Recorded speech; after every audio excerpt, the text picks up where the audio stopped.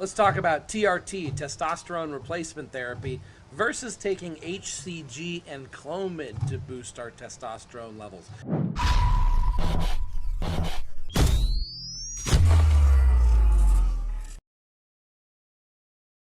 And we're talking TRT, which is anti-aging, not so much bodybuilding.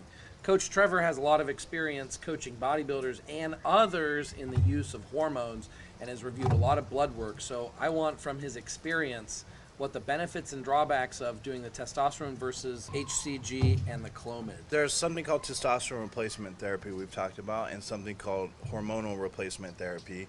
And TRT can be thrown into the HRT category. What it is doctors will put someone on testosterone to increase testosterone, their well-being, as they age, or maybe they have something that's hindering their production of testosterone. For HRT, they'll do the same thing. They can do it with HCG and clomiphene, which is typically used for pregnancy protocol, what everyone talks about, for fertility, because it does tell your body to produce it. So that's the difference.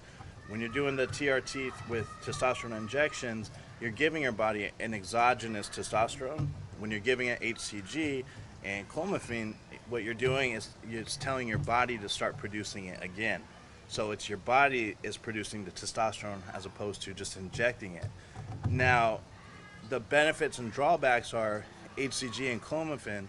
A benefit to it is it's more natural, and there's no really shutdown to it when it comes to testosterone because it's what's causing your body or telling your body to produce it. The drawback to doing the testosterone injections, or a benefit to it, is no matter what, it's going to work.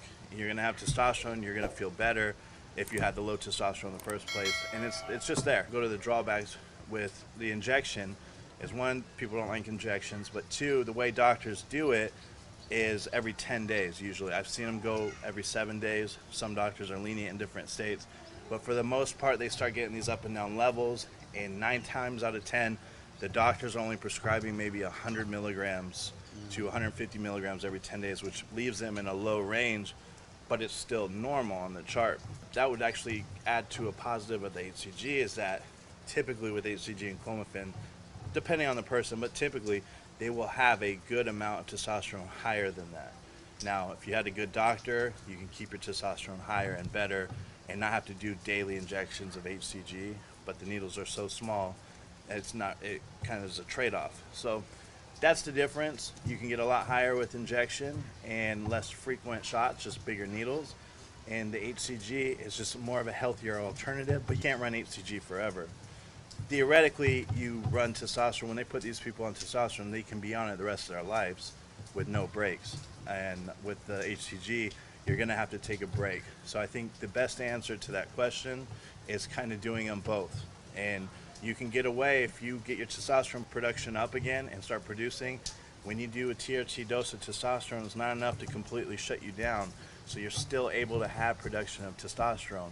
You can do this for X amount of months and then go back on HCG clomiphene and do it back and forth. The reason why they started doing this more often is because doctors are more scared, because they're more influenced now by the corporation or the pharmaceutical industry not to give testosterone for these reasons, for benefits or health benefits. It's only used for very specific applications, and if they do, they have a chance of being sued. A lot of bad things can come to them, so a lot are very scared of it, which is why they turn to the HCG Clomid.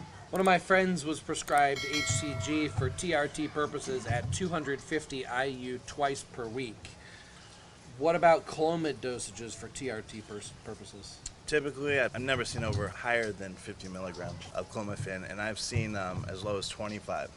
And same with the HCG, twice a week, and I've seen them give them 3 times a week. So it really depends on the doctor.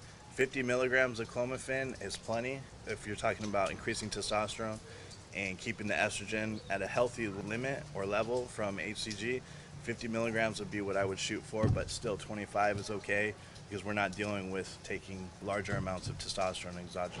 Testosterone replacement therapy, hormone replacement therapy, do we have to just jump in with testosterone, or is there a way to use pharmaceutically approved drugs to increase our natural testosterone output or free up the bioavailable testosterone in our body to give us similar effects of heightened testosterone levels without actually using testosterone? Give us an example of one of these protocols.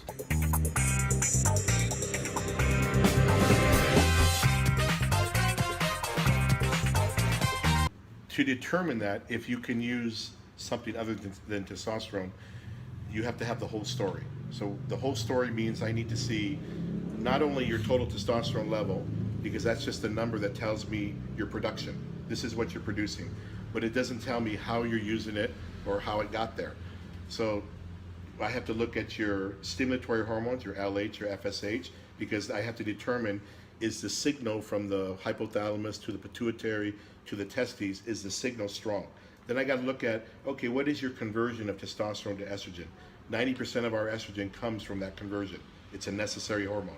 I need to make sure, are you estrogen dominant or are you testosterone dominant? Hopefully you're testosterone dominant. Then I have to look at, I have to fractionate your testosterone. So in other words, you have a total testosterone, but you can't use it. So what is your bioavailable testosterone? Which is, you can use, but not as easy to use. And then what is your free testosterone, which is the most readily available? In order to determine this, we have to know your SHBG, which is your sex hormone binding globulin, which will determine what your free testosterone, what your actual use of active testosterone is. So these are just some of the determinants that are need to be looked at and analyzed to see what steps am I going to take to improve your condition. So as I was saying earlier, testosterone for me is always the last step. We know it's going to work. So why do I want to go with the easiest route? I want to take a stepwise approach to first analyze where you are, what's working, what's not working. Can I fix what's not working without using testosterone? And we take that step. If you feel good with that, then we're good. But if you say, okay, I feel 20% better, but I need a little bit more, then we'll go to the next step.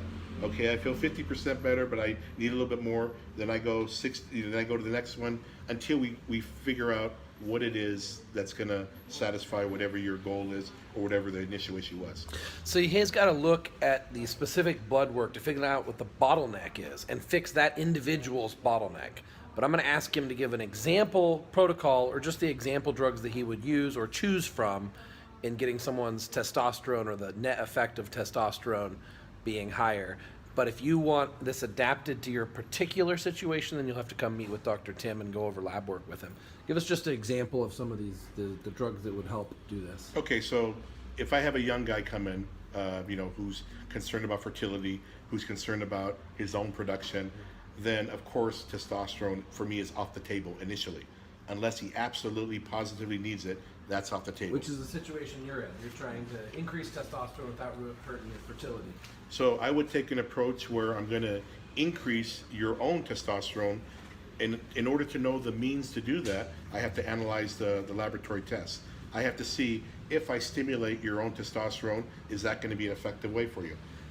Even if I do that, do you have enough available that it's going to be functional for you? So do I need to lower your SHBG to make your free testosterone higher? So we can use, again, Cialis. We can use a drug called Danazol, which lowers SHBG. We can use daily Cialis. We could use a combination of all of them. We can add Clomid, HCG. These are all things that are going to stimulate your own production. And the million-dollar question is that enough for you? Is that solving your problem? Is that making you feel satisfied with the therapy?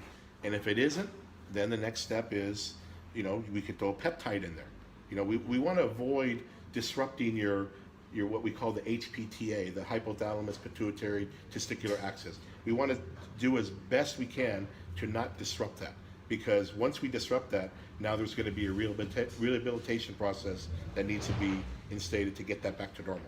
So we have to take this stepwise approach, and that's what we do here. It's always a stepwise approach, unless you have more specific reasons you want to do a cycle or you have a specific physical goal in mind, then of course we would treat that differently.